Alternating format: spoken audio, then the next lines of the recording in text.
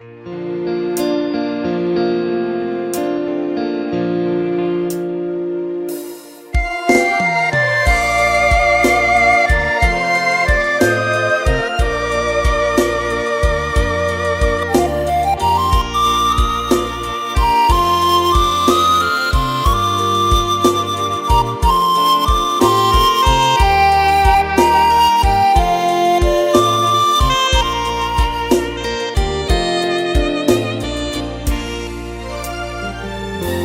น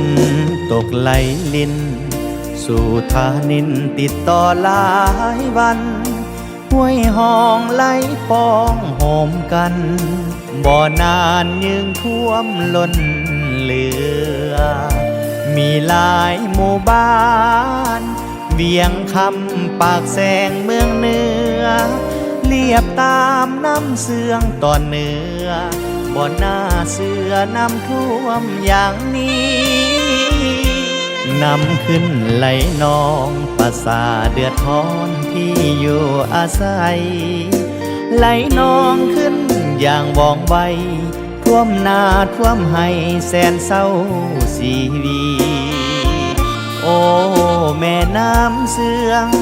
ไหลเนืองเป็นคลื่นหาวีน้องสู่ทางเฮือนบ้านสองนี้ซ้ำในฤดีป่าสาวเอ๋ยหน้า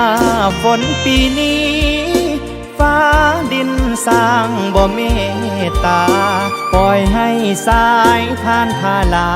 ท่วมบ้านให้นาหัวสวนสัตว์เลี้ยงทั้งหลายทรัพย์สินมากมายสูญหายทั้งมวลดินฟ้าเสกสรรแปรปรวนบ่ควรเกิดขึ้นอีกเลยทางการเหี่ยคองเล่าทางพองให้การช่วยเหลือกอบกู้ด้วยหยาดน้ำเหงื่อเพื่อความสุขของประสาพร้อมกันสู้ต่อไปอย่าได้โศกเศร้าอุลาสังคมลาวจิตใจเมตตาจงพร้อมพาร่วมกันช่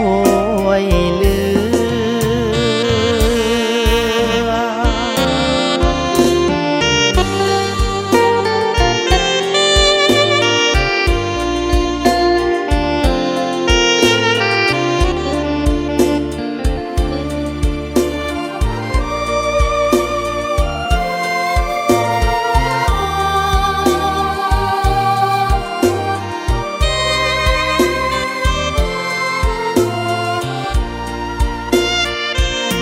หน้าฝนปีนี้ฟ้าดินสร้างบ่เมตตาปล่อยให้สายทานทาลาท่วมบ้านให้นาหัวสวนสัตว์เลี้ยงทั้งหลายทรัพย์สินมากมายสูญหายทั้งมวลดินฟ้าเสกสรรแปรปรวน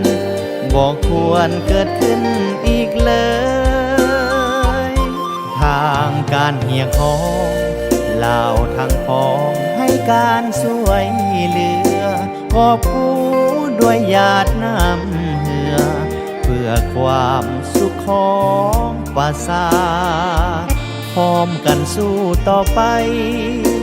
อย่าได้โศกเศร้าอุลาสังคมลาวจิตใจเมตตาจงพร้อมพาร่วมกันช่วยเหลือ